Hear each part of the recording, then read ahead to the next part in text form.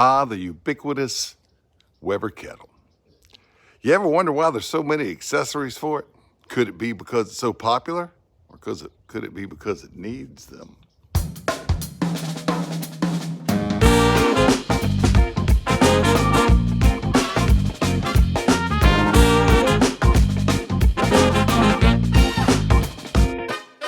Well, I bought another Weber Kettle accessory. The Weber's a great grill. It does a lot of good things, but it does sear steaks real well. But if you're cooking a lot of greasy stuff, you better cook it indirect, you know, sort of what offset or whatever you want to call it. You put the coals on one side, you cook over here, but then you can't use the whole grate, right? But what if you could get a baffle like they have for UDSs and stuff? Well, introduce the FireDial. All right, look at that, FireDial. And see right through it. By LavaLock.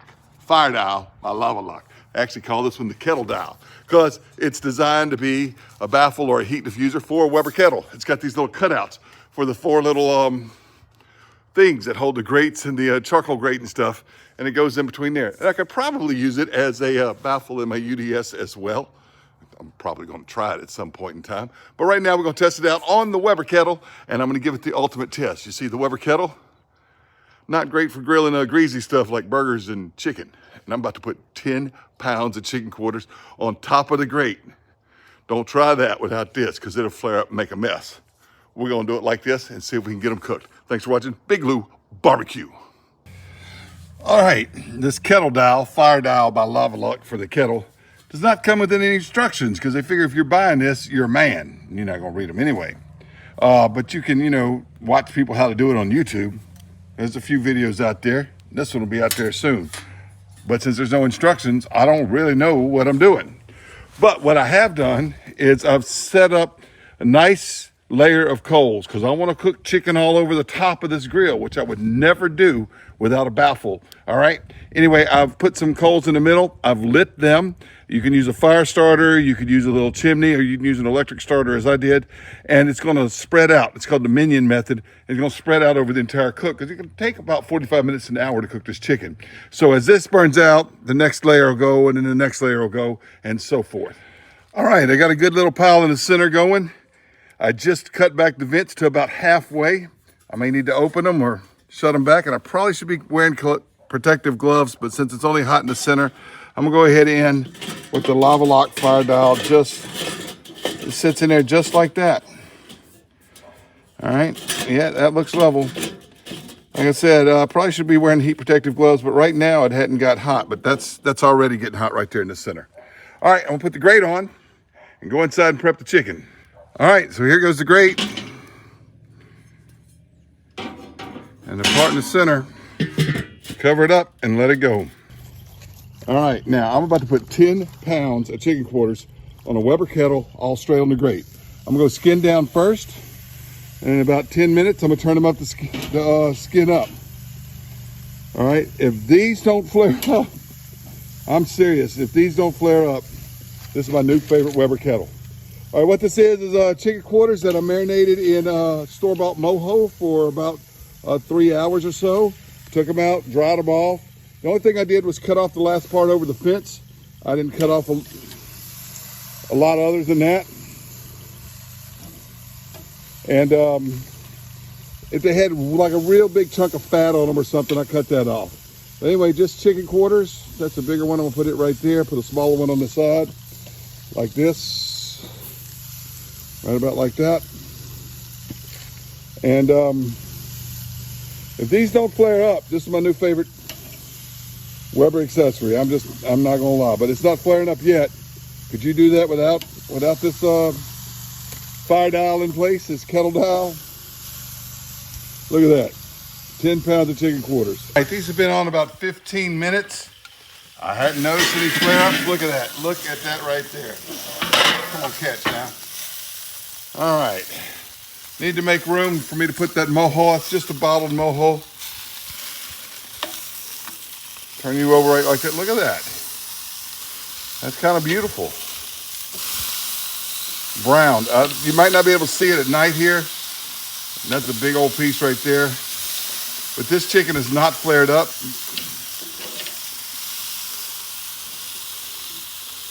Put you right here. Start I just spilled that mojo sauce, didn't it? Come on over there. Must be hotter on this side over here. So what I'm gonna do, my minion method must be going that way because the coals are coming this way. So we're gonna go ahead and just do that.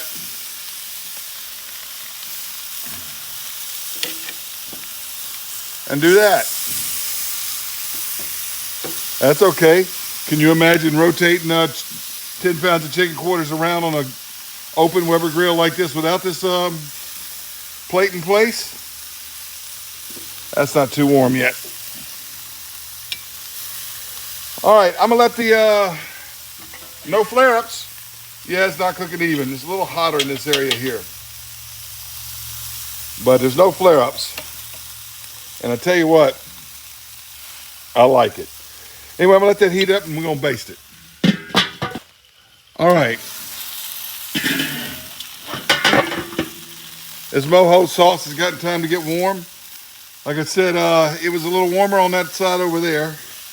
And that chicken got a little darker, but it hadn't flared up. So I'm gonna go ahead, you know what? I'm gonna go ahead and touch these more done pieces of the mojo sauce first. That's okay. I'll check the temperature on it, make sure everything's cooked well. Look at that. It's not flaring up. You know what? You can come right on over here on that hot side. So it's not cooking as even as I thought, but the flaring up, that one didn't get turned, did it? Oh, that one's kind of beautiful. Just keep basting this with mojo sauce.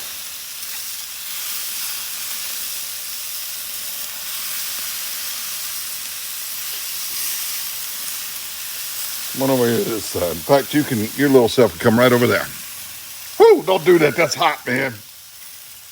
I'm an untrained amateur. All right. I'm probably not going to look at this for another half hour. All right, this chicken has been on here a little over an hour. I have done some flipping and some moving while you were away, but I'm also basted it every 15 minutes or so. Now, I haven't had any flare-ups at all. No flare-ups. And I've had this lid off now because I've checked the temperature. And I'm gonna pull the little ones off like that when it's done and leave these bigger ones on for a little while. I'm not gonna do a taste test. This is just jarred mojo and pre-bought adobo seasoning. So my main thing was, does it flare up?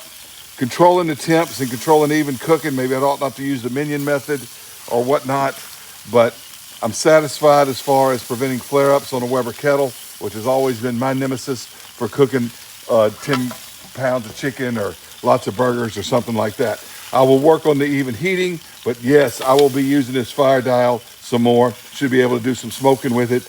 Should be able to do some more fire roasting like this. So I'm gonna pull these off. Next thing you think, look at that. That one is one of the done ones. All right. So is this one. And I'm gonna go ahead and so is this one. It's nighttime. I'll show you what they look like inside. I'm gonna go ahead and pull these off. I'm gonna leave these bigger ones out here. I'm gonna put them all toward the center. And that one's not quite done. Okay, I've just checked these things, and that piece, and this piece, and that piece need to stay on. But the rest of the pieces are good. I'm gonna baste it one more time with the mojo. And like I said, maybe this mojo was putting coals out over there or whatever. That side that was hot earlier is now cool.